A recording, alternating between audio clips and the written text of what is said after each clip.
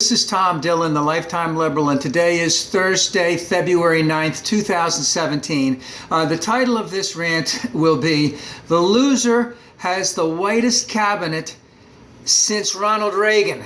So we go back to, Ronald Reagan had a nice white cabinet. And of course, he grew up in, where did he grow up? Illinois, very white, rural area at the time, 1911 he was born, I believe. Worked in Springfield, Illinois, was that it? Then went out to Los Angeles in the late 30s, I believe. What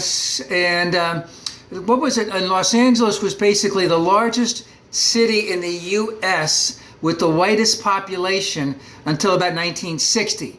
So he grew up with white people all over the place. So, but we go back to Poppy Bush, more diverse than the minority administration. We go back to Bubba Clinton, that his cabinet was more diverse than the current administration. We go back to Uncurious George, his cabinet was more diverse than the current administration. Of course, we go back to President Obama. His administration cabinet was much more diverse than the current administration. If we look at the three ladies who are on it, Betsy DeVos, born, if not a billionaire, almost a billionaire, and married into someone who has as much or almost as much money as the family that she was born in. Has never had to worry about anything in her entire life. I always wonder sometimes with these rich people, Trump, let's say Betsy DeVos, Ivanka, how many diapers did they do? How many dishes did they do? How much cooking did they ever do? How much laundry did they ever do? How much vacuuming did they ever do? Stuff, cringes when I have to do all that work. But, so, Betsy DeVos, Elaine Chao, who actually had some government experience. I believe she's Taiwanese descent.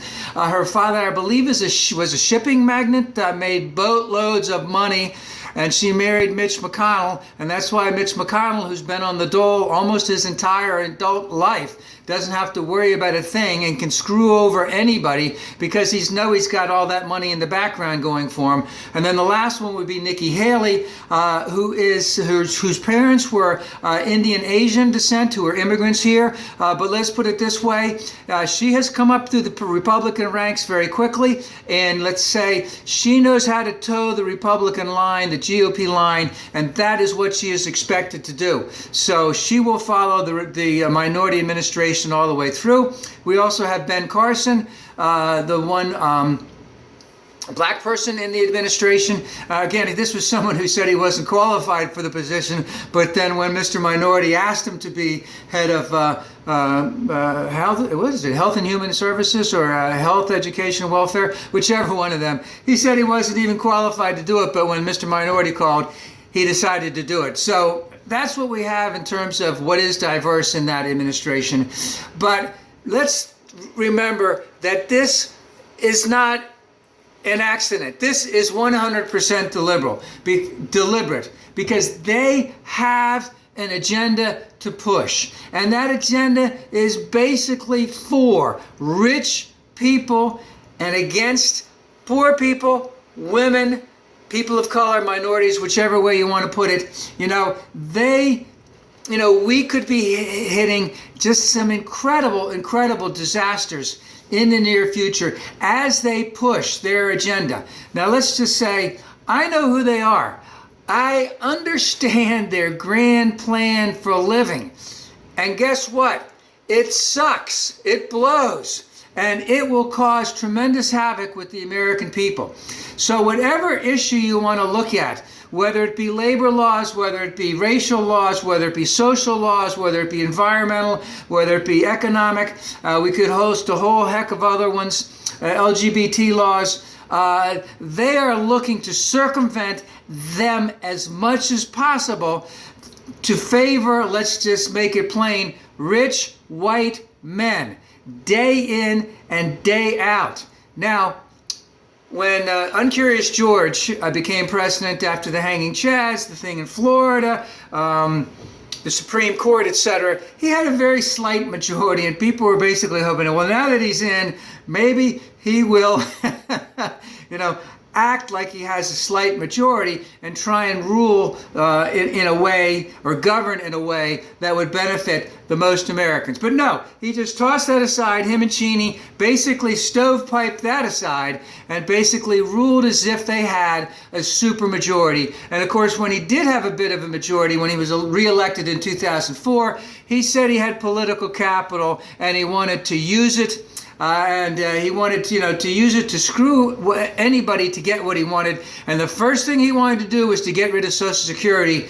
And the pushback was strong, and it dropped. And after Katrina, he was all done for, because the Iraq War, he screwed everything up. But now we had someone with a slight majority in terms of administration trying to rule like they had a supermajority. Now we have a minority administration trying to rule as if they're a dictatorship. And let's just say, as I said, I know who they are. They will be resolute. They will be adamant. They will have their blinders on. There will be nothing that will deter them. And if you don't think that they know how to talk the game in front of the American people, just listen to what Sean Spicer had to say yesterday in reference to the raid in Yemen, and how any attempt of anyone to voice any disapproval of that raid and what they consider tremendous accomplishments, even though we know that that it was not a successful raid, as he pointed out, that would be considered, un-American. And of course, then there's a tiff between Senator McCain and him. And McCain pointed out very, very articulately that when he was in the Hanoi Hilton and Americans went to save him, and actually he had been moved before they got there. I don't know if any lives were lost. There was no question about the valor, about the bravery of the people, the men that went there to go to Hanoi Hilton to save John McCain and everyone else that was there, and to impinge the fact that was already gone. And then compare that to what Sean Spicer said about a failed raid, and that anyone impugning on anything about the raid, is un-American. That's how they will govern, absolutely, without a doubt, blinders on, resolute, and it will take overwhelming opposition for them to relent in any way, shape, or form. And if we just take a quick look back, in 92, 93, when the U.S. invaded Panama to get Manuel, well, God, I can't remember the guy's name. Ortega, wasn't he the guy in Nicaragua? But they went and got him. He was in some Catholic church. They were playing loud music. He held out there for days before they got him. Manuel Ortega, was that him? But there he was. They had music blaring on for days and days, and he just sat in there thinking that there's some way for him to get out of this situation. And then we go back to 86, Fernando Marcos, when that revolution came up against him. Basically was hunkering down and ready to fight it all out. All right, and we can go back further, but no need to. But this is how this minority administration will govern, that it is a dictatorship, and you do what you were told. And there has to be tremendous overwhelming opposition for them to relent in any way. And all I can say is, find a cause, join the cause, be part of the cause, your cause, and resist and resist and resist.